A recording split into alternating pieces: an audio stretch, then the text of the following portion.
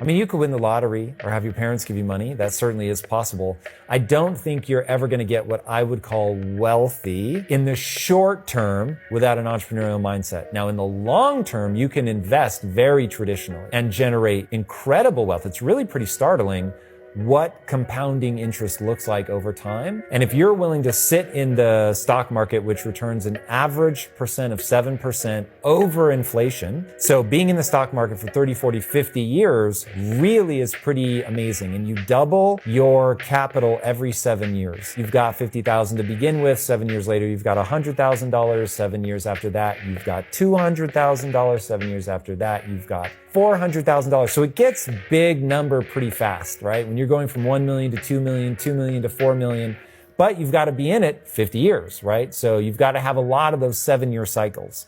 Don't try to pick stocks. That's where people make the mistake. They want to do it sexy. They want it to feel like gambling. They're trying to treat an NFT like an investment vehicle. All mistakes. You want an index fund, you're betting on a sector of the entire economy. It's kind of like saying, I'm going to the horse track. All I'm going to bet on is that a horse wins the race.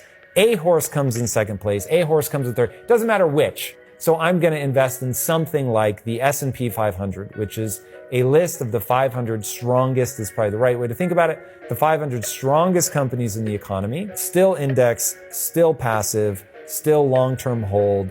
It's the only reliable way historically to buy low and sell high, which sounds stupid, but is the hardest thing to do in investing.